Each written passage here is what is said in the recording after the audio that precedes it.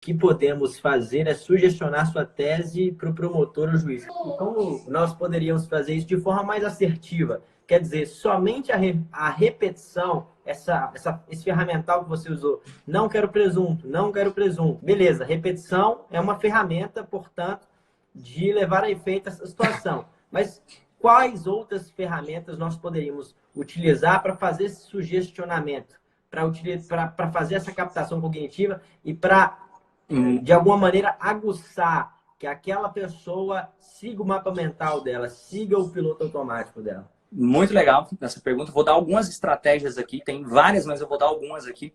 Por exemplo, vou dar estratégias gerais de fazer essa conexão. Um ponto. Já tem pesquisas que mostram isso. Se você toca na pessoa ao cumprimentar a pessoa pela primeira vez, isso aumenta o nível de conexão com a pessoa.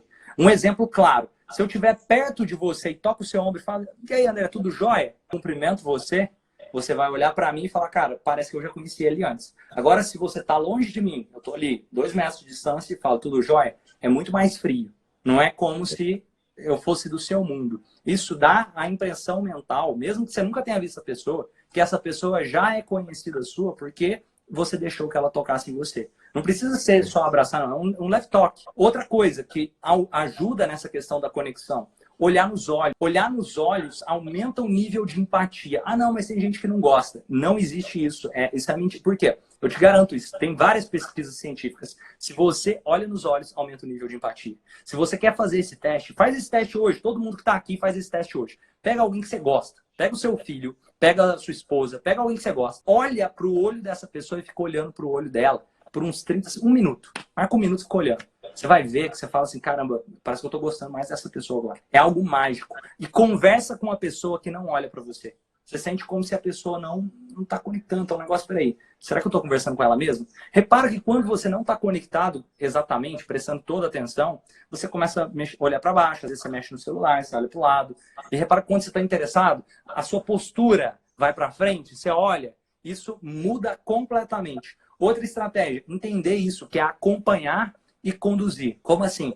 A pergunta aqui, o Marcos. E se a pessoa não for sinestésica? Marcos, isso aí é um mito muito maluco que as pessoas foram acreditando. Todos nós temos os 5 sentidos. Não existe isso de que eu não sou sinestésico. Ainda mais o sinestésico. Não tem como a pessoa não sentir. Ela tem que ter um monte de doenças para não sentir nada com a mão. Ela pode até ter outros sistemas preferenciais, mas não quer dizer que ela não é sinestésica. Você pode ter certeza que ela tem, sim, âncoras no corpo, e o corpo dela, ela tem uma vida. Não tem como, senão ela não teria sentido o pé dela sobre o chão. Isso trouxe um monte de memórias para ela. Todas as vezes que as pessoas pegaram ela na mão, criaram memórias no piloto automático. Sabe por que isso funciona? Porque isso está programado. É como se fosse: quem já pegou na sua mão e te cumprimentou tocando no seu ombro? A maioria das vezes são pessoas que você confia mais. As pessoas que você não tem tanta conexão são as pessoas que te cumprimentam de longe. Então existe um piloto automático de tudo que você já viveu até ali.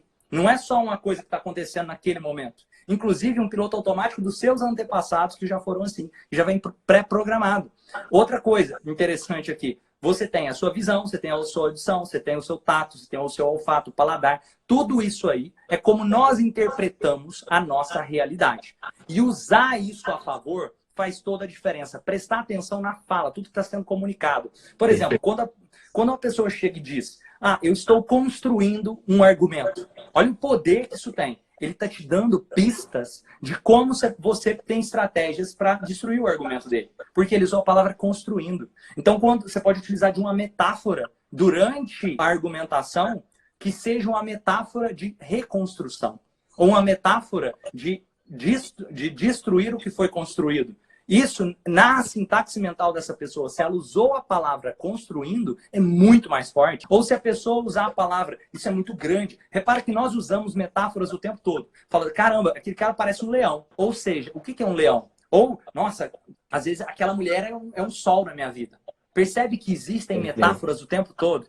Então, quando eu uso: ela é um sol na sua vida, se eu começar a utilizar alguma metáfora de tampar o sol, essa pessoa vai se incomodar automaticamente. Ou se eu uso uma metáfora que faça sentido para o sol se iluminar mais, ela vai pensar: cara, de alguma forma eu estou vendo essa pessoa mais e melhor. Perfeito. Então, usamos comunicação o tempo todo. Prestar atenção nessas estratégias. Aqui eu falei algumas estratégias simples e tem várias possibilidades de fazer isso. Perfeito. Aqui eu vejo dois pontos. Um primeiro, que é muito importante para os amigos e amigas, e observo na postura de muitos e muitas. Ao chegar na sala de audiência, é um padrão, pelo menos meu e de algumas pessoas que ombreio, padrão seguinte: cumprimentar o juiz, cumprimentar o promotor, pegar na mão, olhar nos olhos: "Ei, doutor, tudo bem? Boa tarde, bom dia."